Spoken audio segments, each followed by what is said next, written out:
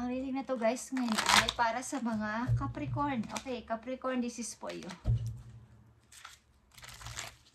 Kumusta na mga Capricorn guys? At August 1 na ngayon guys. Okay, sa mga Capricorn, para to sa inyo. Tingnan natin ang inyong reading. Sa pagpasok ng August,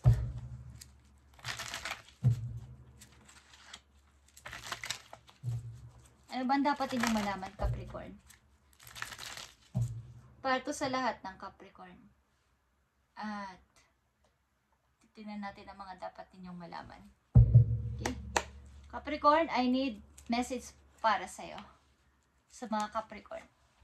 Ano man ang inyong kasarian guys, para to sa inyo. Dapat ninyong malaman. Ngayong August 1. Okay guys, Capricorn, andito ang Queen of Wands.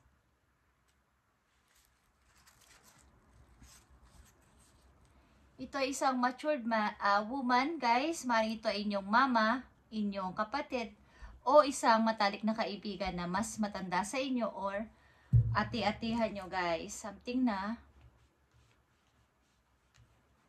meron itong strong personality. Okay, Capricorn, anong dapat ninyong malaman? Dapat yung malaman na may gusto mag-message sa inyo, guys. Okay? Dapat ninyong malaman na may gusto sa inyo mag-message. About ito sa inyong mga needs, okay, mga passion, is may gusto sa inyo mag-message na young energy to ay fire sign, Aries, Leo, Sagittarius, okay? Dapat ninyong malaman, nandito ang 8 of Wands, na may gusto talaga sa inyo mag-message ng direct, okay? Direct message ito guys. Maring ito ay private message, PM, okay? Dapat ninyong malaman, Ace of Cups is here. Okay.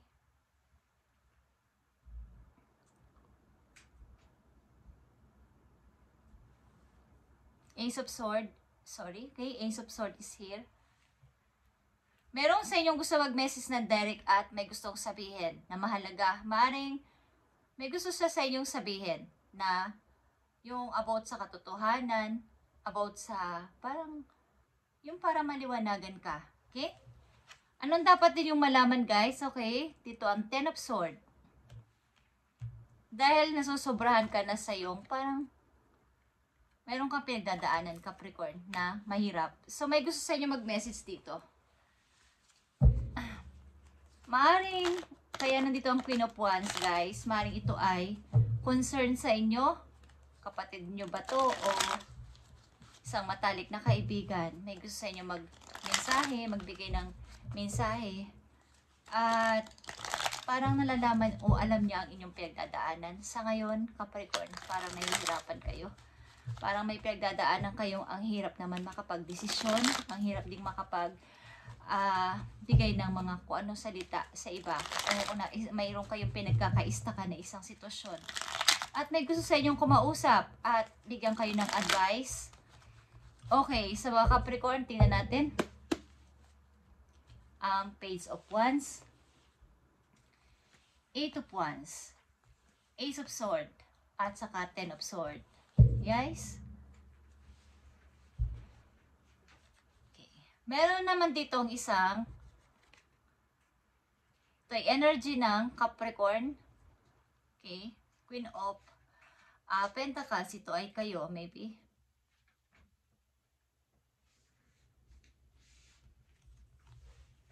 O kaya may isang tao talagang sa inyong gusto mag-message, guys. 8 of Wands, guys, okay? Isang taong malapit sa inyong puso na matagal nyo nang hindi nakakausap, matagal nyo nang hindi nakikita. Ito ay true friend para ninyong kaibigang matalik. Parang matagal na kayong hindi nagkitabat. Kaya gusto niya kayong kausapin. Yeah. About sa isang tao.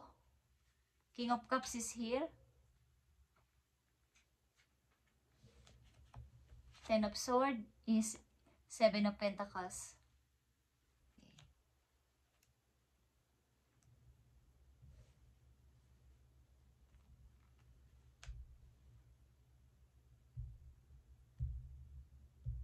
Maring ilan sa inyo dito ay mayroong baga, nandito yung pagtitiis. Nandito yung pagtitiis at pagpapasensya sa isang bagay na parang ang hirap na i-release. Okay, maring ayaw ko nang maulit ito. Okay, kailangan kong itabi to. Mawas, ito halimbawa, ito ay pera. Ayaw ko na ulit mawalan. Gusto ko munang itabi ito, yung walang makakaalam. Para nag-i-invest kayo ng palihim sa isang tao na inyong pinagkatiwalaan dati, parang nakuha at nawala na lang parang bulang inyong ipon. Kaya this time, gusto ko silang tiisin. Ayaw ko muna itong ipaalam sa iba kung ano man ang inyong iniipon. Kung sa bangko yan o sa sarili ninyong bahay, may iniipon kayo. Money is meron kayong pinaglalaanan nito in the near future. But hindi ko alam kung may nagtaksil sa inyo dati about sa pagkuha ng pera sa inyo o panghihiram na hindi na nagsoli. But may gusto na kayong pag-isipan sa ngayon. Tingnan natin to guys. Queen of Pentacles is here. May gusto sa inyo mag-message na isang person. Maring ikaw din to, vice versa, kung gusto mong, meron kang gustong i-message na isang person. O Capricorn, pagpasok ng August or August 1, isang tao na matagal nyo na talaga tong hindi nakakausap o ito ay inyong karelasyon dati na kayo ay may pinagsamahan naman, nagsama sa isang bubong, kaya lang ay nawasak. May gusto sa inyo mag-message guys, okay? Dahil ang tao na to maaaring nakikita niya na kayo ay okay naman sa buhay. Parang nagiging okay na kahit wala na kayo. At gusto niya mag-message sa inyo. Maaaring mahalagang person ito para sa iyo. At nakasama mo to sa buhay, sa bahay, sa isang bubong. Okay. But ito ay pinag-iisipan mo. Okay? The High Priestess is here. Kung papakinggan ko ba to o makikinig ba ako sa damdamin ko? Makikinig ba ako sa inuutos ng puso ko? Haharapin ko ba ang tao na to? Okay? Yeah. Mukhang ilan sa inyo ay nagpapagawa o may pinapagawang bahay at napakalaki na mga gastusin o napakahirap ng, kumbaga, may nagbabudget dito kaya lang mayroong hindi mabuo-buo because parang may something na word na pangungupit, okay, sa inyong pinapadalang pera o binibigay na pera sa nagpapagawa o pinagkakatiwalaan yung magpagawa ng inyong bahay. But, may gusto dito magsabi ng totoo kung ano ang ginagawa o ginawa sa inyong money. Okay, maaring tinatanong mo ang tao na to, anong nangyari? Bakit nagkaganyan? Bakit wala pa rin nabubuo? Okay. Okay guys, the star is here sa ibaba ng 7 of Pentacles. Gusto nyo ulit i-fix ito. Kumbaga ito ay nasira na pangarap niyo dati, na udlot.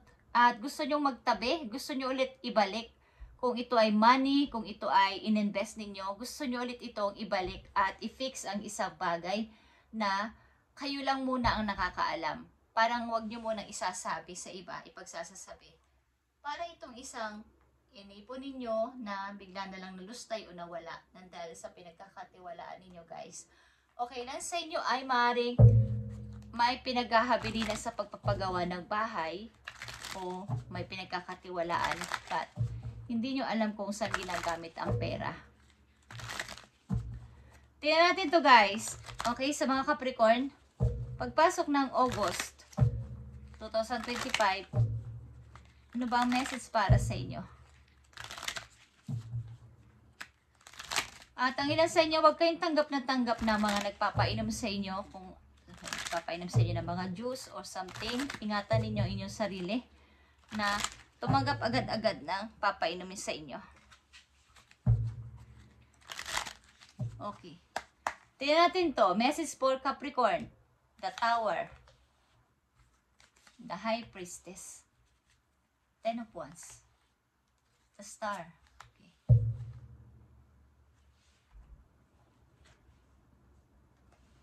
King of Wands is here. Mukhang nakikita ng tao na to na kayo ay nagsisikap sa buhay at kung ano-ano ng inyong pinagkakaabalan sa ngayon. Parang nakakabangon na kayo at kung ano-ano ng ginagawa ninyo sa inyong buhay na nililibang nyo ang sarili nyo. At maaaring ako curious ang person na to kaya gusto niya mag-message sa inyo. Okay. Andito ang Queen of Wands. Andito na naman ang Queen of Wands. Okay? At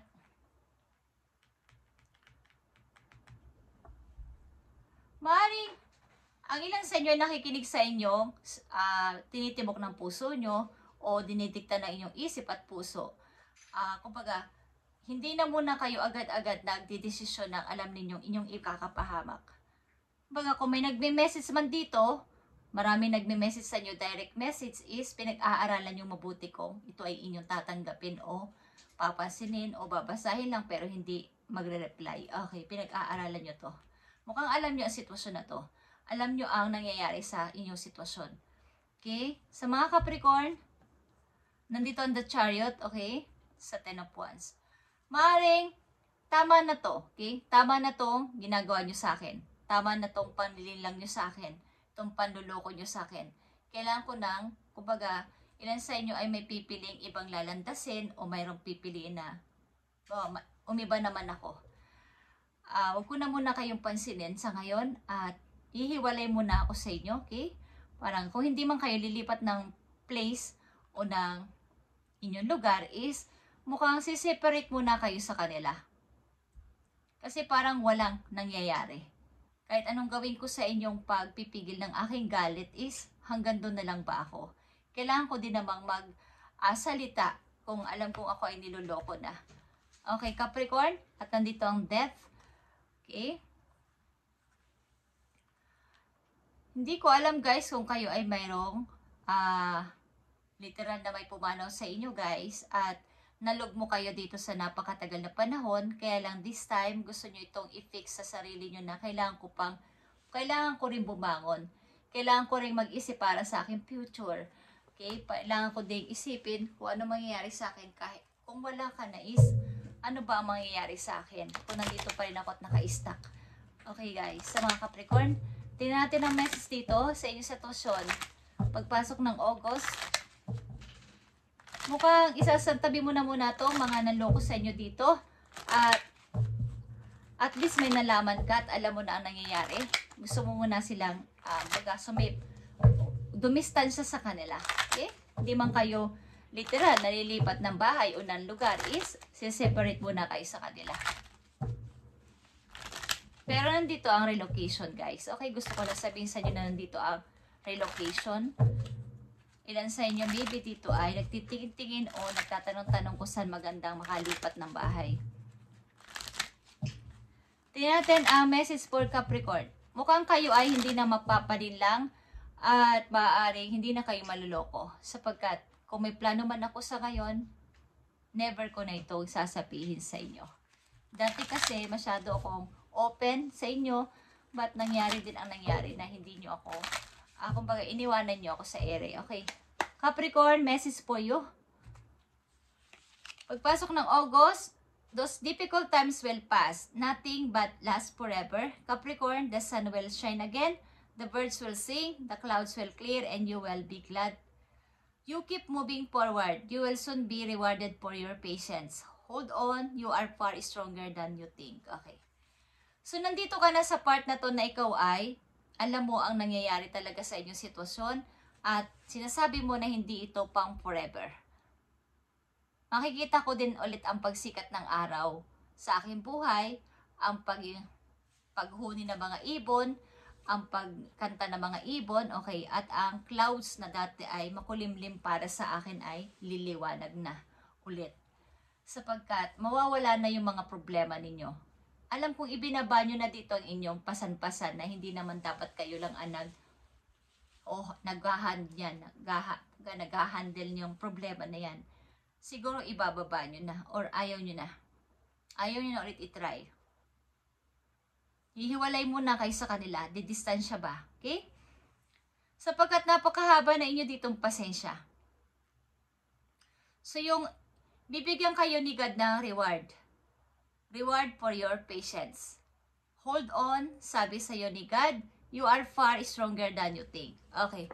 Malayo na ang narating mo, Capricorn. Mas malakas ka na kaysa dati. Okay? Maaaring dealing kayo sa Scorpio, guys. Nagpapabanggit ang Scorpio sa inyo.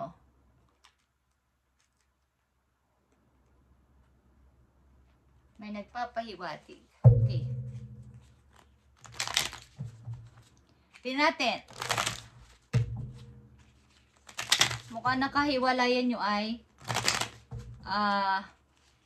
energy ng Scorpio. Okay, Capricorn, tingnan natin ang message for you. Sa pag-ibig naman, tingnan natin. Scorpio. Nagpapahiwatig ang Scorpio sa iyo. Okay. Speaking of pahiwatig, kayo ni Scorpio maybe ay separate na. Time apart from your partner is on the horizon. Ito ay nakatakdang mangyari sa inyong dalawa. At i-open mo na ang sarili mo sa iba. Kung kayo ay nagkahiwalay na ng yung partner, i-open mo na ang sarili sa iba. At maaari ka ay handa na din sa bagong iyong iibigin. Mukhang kayo matagal na single at panay na lang ang trabaho-trabaho. Maaari nag-iipon man kayo para sa inyong sarili. Ilan sa inyo ay maaaring malalaki na ang mga anak. Okay. Tingnan natin, Capricorn. Separation is nakatakda itong mangyari sa inyo talaga. Career ng mga Capricorn, tingnan natin. Pagpasok ng August, unfulfilled, okay? Hindi kayo fulfilled sa inyong trabaho o sa sinasahod din nyo, guys. Reflect on your wants and needs and consider making a change. Kumbaga, simula sa araw na to, tingnan ninyo sa inyong sarili, ano ba talaga ang want ko, ano ba talaga ang needs ko. Ang want kasi yung gusto at yung kailangan, magkaiba yon na meaning, gusto lang pero hindi naman kailangan. Okay? Gusto lang pero pag nakuha na hindi rin naman gagamitin kung sa bagay. Okay. Iba yung need. Need ko kasi gusto ko. So may tendency na kaya niya need talaga yun at gagamitin niya o maaaring kailangan talaga. Okay? So reflect on your wants and needs. You're unhappy with your income but afraid to make changes. Okay. Hindi ka na masaya sa iyong kinikita, sa iyong sahod, sa iyong company, pero takot ka namang umalis doon. Takot ka din ng pagbabago. Okay, guys? You might be emotionally attached to job that longer serves you. Masyado ka nang na-attach doon sa iyong trabaho sa ngayon sapagkat matagal ka na doon eh. Matagal na yung siniservisyo mo doon. Kaya lang, wala namang reward. Wala namang pagtaas ng sahod. Wala namang mga benepisyo na talagang masasabi na pang long term to hanggang sa pagtanda ko na. So, andun yung kapaguran sapagkat wala namang nakikitang mas ikagaganda pa. Habang tumatagal kayo doon, hindi na kayo natutuwa. Okay? Parang, kumbaga, andun man kayo is, pag may dumarating na mga bago, yung pa ang pinapabura nila kesa sa matagal nang nagtatrabaho. Okay, Capricorn? At ito yung message ngayon, pagpasok ng August. Tingnan pa natin ang mahalagang message, isang message na lang na mahalaga for you.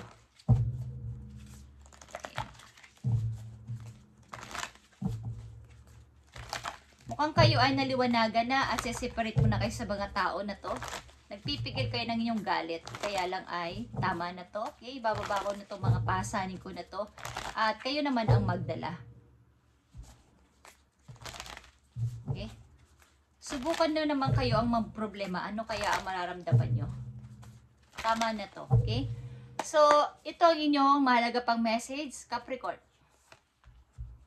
Nakikita nyo uncovering treasure.